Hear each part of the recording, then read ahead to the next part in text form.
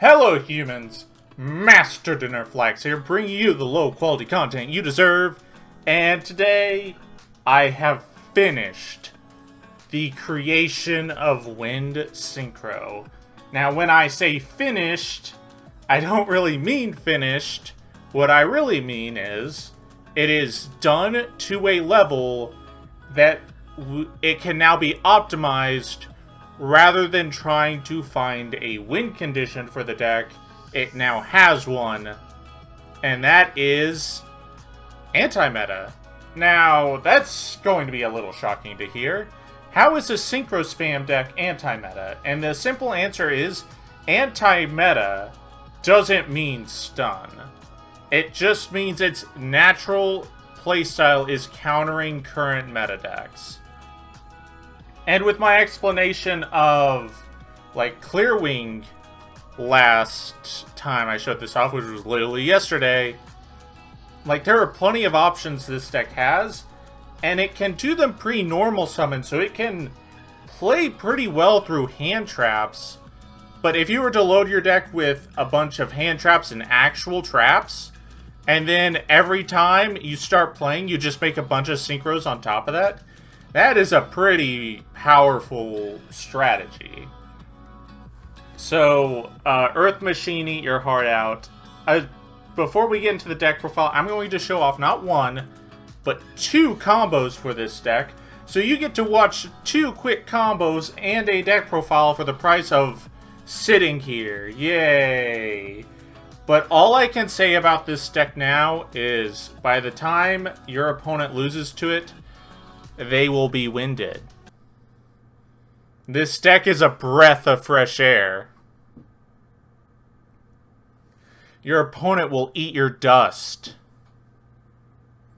And by the time I'm done with these horrible puns, you will be a big fan of this deck. Now for the first combo, we are going to just do Terror Top. Now that means this combo is also completely valid in just Speedroids. But I'll just show it off now. So we will special summon Terror Top with its own effect, activate its effect to search, and we will search Tactonborg, and then special the Tactonborg with its own effect. Then we will tribute the Tactonborg to special summon a Speedroid tuner from the deck, and for the rest of the turn we are locked into wins. Now before we get into the deck profile, something I did with this entire deck, and I do mean main, extra side, every single monster is wind.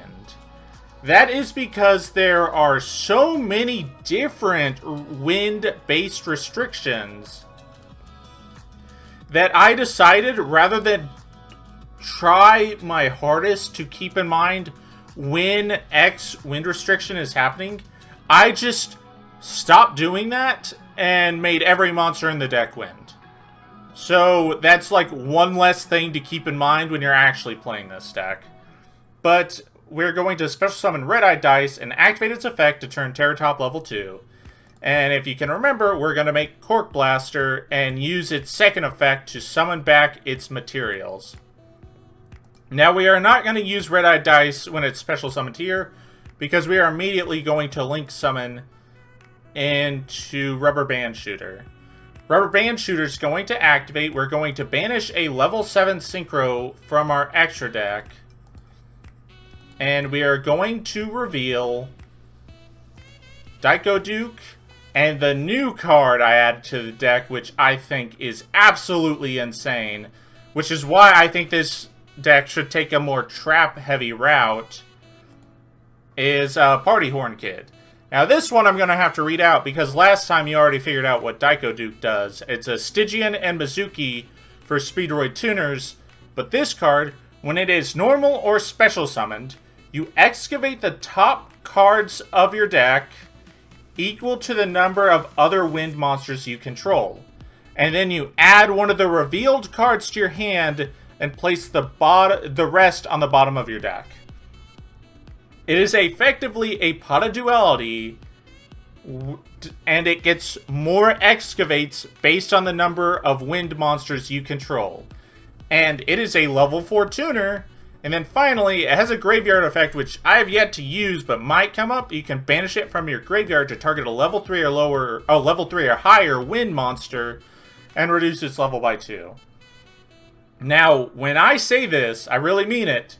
It doesn't matter what they hit here. It doesn't matter, because you will accomplish the exact same thing, because this triggers a normal or special summon, and you haven't normal summoned yet. So when I say this literally doesn't matter what they hit, it won't. So I will grab this one.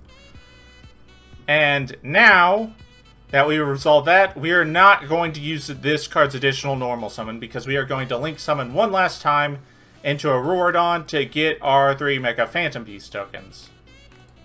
Now we are going to activate Auroradon, tribute 2 Mecha Phantom Beast tokens to special summon a Mecha Phantom Beast from our deck. Now, you might be thinking, oh, here we go, it's Cult Wing stuff. It actually isn't. Instead, I am summoning Warbleron. That's a weird pun on words that I have trouble pronouncing. But it's this one. It is a level 1 Mecha Phantom Beast tuner. So, originally, I was thinking about Cult Wing, and I was even trying it out. The issue with Cult Wing is that you're left with, like, 2 materials on board, and you actually end with less disruptions than what I'm going to do right now, unless you have extenders, and I just wanted to keep this combo as simple as possible. So, let me read out this card. When it's sent to the graveyard for a Synchro summon of a machine-type monster, you special summon a Mecha Phantom Beast token. Also, for the rest of the turn, you cannot special summon any other monsters except wind monsters. Oh, if only we weren't under that restriction like 30 times over. And then it has another effect where it can tribute a Mecha Phantom Beast monster to increase its level by 1. But I have never done that, and I don't think I'll ever want to do that, because if you activate that effect, you cannot get a token when it's used for a Synchro summon. But we're going to Synchro summon with it to make a level 4 machine Synchro called High Speedroid Puzzle. And because of this tuner, we get another Mecha Phantom Beast token. Now, this card has a very relevant effect. Not the damage step effect you're reading right here, but we'll go into it when it starts applying. Now, since we have yet to normal summon, we are going to do one last thing, where we will banish the Daiko Duke to special summon Cork Blaster. Now we will normal summon our Party Horn Kid, and because we control 4 other wind monsters, we will Pot of Duality for 4. Those are all exceptional. I think any one of these could be good here, so... Well, it doesn't matter. We'll just say we grab a random card to our hand, because that is insane. So now we're at 5 random cards in hand. And now we will Synchro this level 4 Synchro and the level 4 tuner into Crystal Wing, and then this level 3 tuner, level 3 non-tuner, into either 2 options. Stardust will actually let us have 7 cards in hand, and I'll show you why soon. Or we could go into Raptite, which is a DD Crow. The only way it doesn't become a DD Crow is if you have no wind monsters in your graveyard, which that might be kind of difficult. So we got 2 disruptions and 5 cards in hand, and one of those could have very easily been a trap card. Plenty of them were probably trap cards. And then finally, remember how I said keep Puzzle's effect in mind? We're going to go into the end phase and activate the effect of High Speedroid Puzzle, and that is during the end phase, when it was Synchro summoned and then sent from the field to the graveyard, you can target a Speedroid monster in your graveyard and add it to your hand. It can be Terror Top, it can be Tactenborg, it can be Red-Eyed Dice, or Party Horn Kid to Pot of Duality next turn. Literally whichever one you want. Let's just go Terror Top. So now we have 6 cards in hand. So, yeah, that's just what Terror Top does. I didn't add a single extender to this board. I didn't add a single follow-up. I didn't include any traps in my hands. That was just Terror Top. And that's the first combo. Let's get into the second. Now, for the second combo, it's just going to be a much, much simpler one, and that is Ice Spell plus any extender, which, when I say extender, that can just include normal summon as well. And what we are going to do is Special Summon Ice Bell, which will get Glass Bell, which will then search a Wind Witch, which in this scenario, I think it's safe to search Snowbell. And our extender right here is Tactenborg. We will Special Summon it, Tribute it, to get Party Horn Kid. Which, by the way, because this is a tuner, Tactenborg can just Special Summon it from deck, which is actually insane. I'll go over that once this combo's over, but now we can Power Duality for 2. Ooh, that's a great one to add. And now we can Synchro 7 into Clearwing. And then we can Special Summon Snowbell, because we only control the wind stuff. Into Crystal Wing. Very, very simple combo. And because we haven't even used our normal summon here, we could just normal summon any non-tuner and then make like a Stardust. Oh, and because we still use Snowbell for it, the Crystal Wing is still indestructible. So, yeah, that's a much simpler combo. But one thing I want to keep in mind is when you use Ice Spell, 4 extra deck slots get locked for that turn, which is all the low-level synchros and all your links. Because this one's restriction is the only one that's a little weird to keep in mind, and that is you cannot special summon monsters from your extra deck the turn you activate this effect, except level 5 or higher wind monsters. So effectively, no low-level synchros and no link monsters. But that's just one thing to keep in mind. And that's like the only restriction that matters if you just play only wins in the entirety of your deck. But one final thing I wanted to mention is that Tactenborg, with Party Horn Kid, you could realistically just play this in any wind deck. Like, let's say Harpies. You normal whatever, and get 2 Harpies on board. You can special summon Tactenborg, trade into Party Horn Kid, and then you Power Duality for 2, grab whatever you want, and then this is a level 4, so you can make the Harpy Synchro, or you can just make some XEs with it. So that's something I want to keep in mind for the future. But now that we got the combos out of the way, let's get into the deck profile. I want to say ignore the side deck and the last 5 cards in the main deck for a moment, because those are honorable mentions. And cards, if they're in the main deck, it means I really want to find a way to add them into the main deck. But for the Speedroids, we got 3 Tactenborg. It is an extender if you just control a wind monster. And then it is both a non-tuner or a tuner in either scenario. That is so good. That is so insane. This is why this is probably the only 3 of extender. And it's why I think this should be cut down to 1, because it's not really that great as an extender. Because this deck already has a lot of tuner access. If anything, it just needs access to more non-tuners. And that's why I pulled up so many honorable mentions for this deck. Because, man, this deck might have a non-tuner issue. But again, this is not the final version. This is just a version that has finally become effective enough for me to want to do a true deck profile on. And then the Mizuki, Stygian, the Terror Top, the Domino Butterfly. I don't think I read this off, but this has the pendulum effect of this card is you can discard a wind to target a banished wind monster and add it to your hand.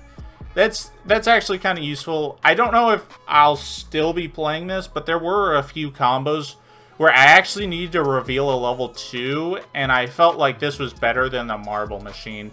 But honestly, you could play the Marble Machine, because if Marble Machine searches Tactenborg, like let's say you have a really awful hand, but you have Marble Machine, you can normal summon Marble Machine, search Tactenborg special summon itself, and then tribute it to special summon Party Horn Kid, which reveals only the top card of your deck and adds it to your hand, but then you turn those into Stardust Charge Warrior, and you activated Pot of Greed, effectively. And in a trap deck, that could be super, super effective. So that is something to keep in mind. Marble Machine might be a good addition. I don't know why I didn't add it to the honorable mentions here. And then Red Eye Dice for the Speedroid combo. And then for the Wind Witch combo, 3 of this, 2 of this. You could actually bump this up to 3, but I felt like there's a little too many normal summons right now, because this one is like a play. Even though it's like, if you normal summon this is still a play. Like, you can actually do stuff with this because of Freeze Spell now. Like, this isn't just a dead end of the deck anymore. You can actually use this proactively with Freeze Spell, which is why Freeze Spell is in the deck. And then one Snowbell. This is actually an extender because the only thing you need to do is control 2 or more wind monsters and no non-wind monsters. So shouldn't be too hard. And then the Wind Channeler literally just searches anything in the deck. I actually think the only non-target is Ghost Mourner. I think that's the only thing in this entire deck this cannot search. And then Pelika 2. You could bump this up to 3. In the honorable mentions, there are a bunch of Gustos, and I'll explain what later, but this is probably one of the best follow-up normal summons. And then Symphonic Warrior Guitar. I do find it a little weird that I only have one target for it, and it's not even the level 5 guy, no. You could increase the number of targets to 2, but if you were to do that, I think you should play a non-tuner and not just 2 tuners. And, if you don't know what it does, it discards a card to special summon a Symphonic Warrior from the deck except itself, which is kind of annoying. And then, yeah, that's basically all it does, because the other effect I have never really used, but it actually can come up. Then, this is the tuner target I'm talking about. So the other 2 tuners are a level 2 and a level 3, which those are actually better levels than this. However, their effects didn't do anything. One changes the attribute of a monster, which you absolutely don't want to do in this deck. And then the other one changes the type, which doesn't accomplish anything. So I looked at the level 1 tuner, and it turns out this card has an effect to change any Symphonic Warrior's level, including itself. So instead of just playing like both the level 2 tuner and the level 3 tuner, I can just play this one, and it's both of those, and then sometimes a level 4 tuner, or a whatever tuner. Because this has the ability to change its level, it is much better than the other 2, because the other 2 are only being played because of their level. So that is something, that's why I ended up on this one. And then I explained this card earlier. Definitely, you could play more Mecha Phantom Beast, sorry. But this one is needed for that 1-card combo I showed off. And then 2 monster hand traps that are both wind, which is Mourner and Droll Unlock. Like I said earlier, I just made everything, every single thing in this main deck, and extra deck, and side deck a wind. Because there are so many wind restrictions all over the place. Like, Cork Blaster, you cannot activate monster effects that turn except wind monsters. And then there's you cannot special summon monsters this turn except wind monsters. Or you cannot, like, something wind monster.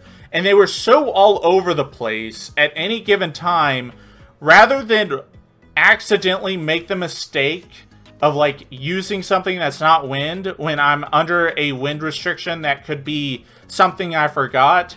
I just totally made everything wind, and I haven't regretted it, because even, let's say this was Ash Blossom, that's just 3 less wind monsters for the Wind Channeler. So even when you actually try to keep in mind all the restrictions, it just isn't worth it, because Ash Blossom isn't that much more powerful than Ghost Mourner, which is funny to say because Ash Blossom is insane, but it's not so insane that I want to, like, reduce the consistency of this deck, because this being a wind tuner is also relevant for Pelika, and Droll being searchable with Wind Channeler is also kind of insane. So there isn't really a reason to play something not a wind monster in this deck. There just really isn't any reason. There's no hand trap that's powerful enough to fundamentally change your deck and try to force yourself to play around a bunch of restrictions that will make up for it. So that's it for the monsters, which is a lot, but you could actually kind of trim down some of these, I'm pretty sure. And then for the spells, Teleport, Called by the Grave, and Reborn, which is literally just 2 extenders, and then Called by the Grave. And then for the traps, which there needs to be more in here. There does. And that is triple Imperm, Imperial Order. Your opponent will get very upset when you reveal this off a Party Horn Kid. And then Duplicate. I don't think there's ever a situation where I've ever searched this. So I don't think you would need to worry about searching this. You might just... This could probably be entirely cuttable, but it's actually just such an insane trap. It really is. And then the cards I want to add to the main deck in some way, shape, or form is Pot of Avarice. So, I don't know if you guys heard, but I compared this deck to Earth Machine. Funny enough, they have a very similar playstyle of just... Like, this is Wind Synchro good stuff, while Earth Machine is Earth Machine good stuff.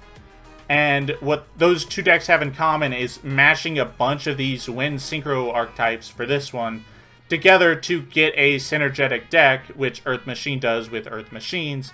However, this deck actually has formidable boss monsters, whereas Earth Machine will sometimes just have to take turns off and not do much of anything.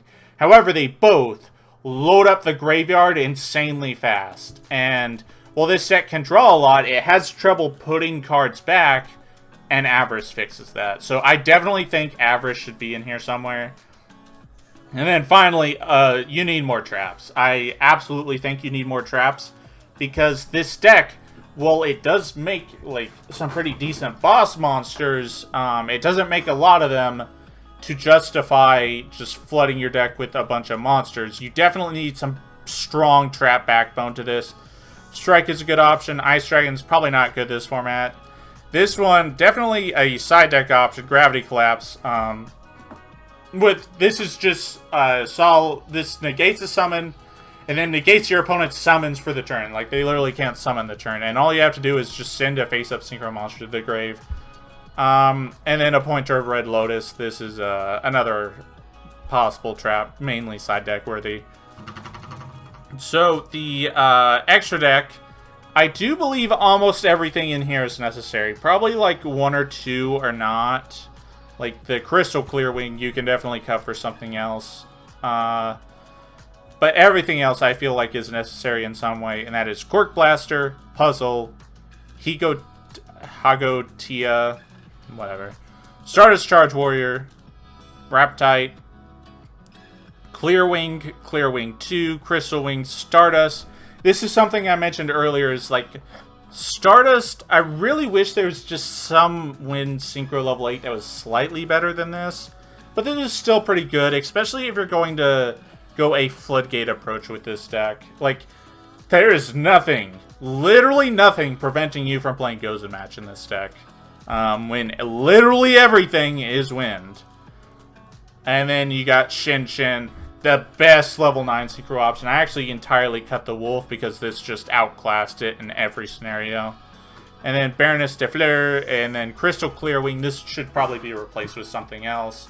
There's a level 11 Synchro that this is an option, but you have to play 3 level 7 Wind Synchros in your extra deck, and I just didn't. I don't think that's good enough to replace that.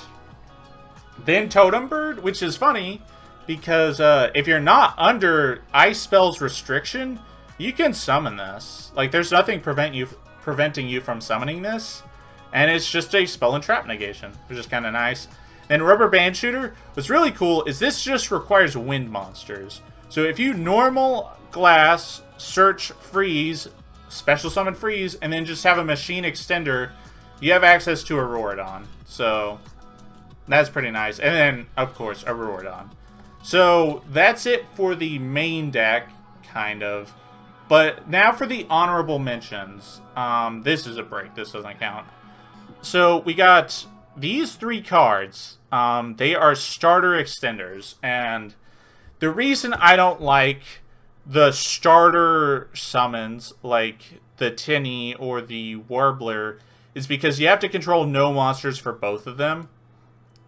And you don't want to do that when Terror Top and Ice Spell are much better than these cards at doing this.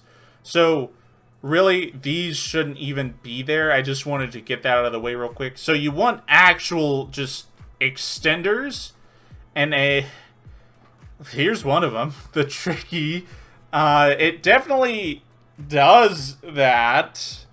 The amount of wind extenders in the game is not as much as you would think it is.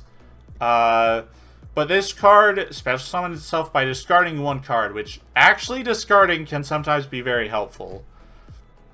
But then Tether Wolf. This one was actually not based on it's like being a synchro material. It's actually the fact that it can easily go into Auroradon with like any extender. And it is a one-card rubber band shooter similar to Glassbell. Also being a Mecha Phantom Beast might be useful in the future, but this is definitely something I was playing for a while, and I would not call you crazy if you added it back. And then Colt Wing, I mentioned earlier, the only time it's actually good to summon off of Auroradon is if you have like 1 or 2 tuner extenders, but like the one-card combo makes a better board without needing those extenders, so this might be useful anyways. It just depends. And then this is an engine I was playing earlier that I think you should keep in mind is Gusto Griffin, and then a Gusto Tuner, which this is the best one because it's level 3 and actually has a little more of a relevant effect. So Gusto Griffin, when it's sent from the hand to the graveyard, which you can trigger by Win, by the Symphonic Warrior, and if you play the Tricky. And when it's sent from the hand to the graveyard, you special summon 1 Gusto monster from your deck, which is either this or the tuner option. This is definitely cool, but it is a very 2-card specific interaction, and I just didn't really feel like playing it that much. You can still play it, but it is, I think it's kind of far from ideal, even though I think this card is really cool.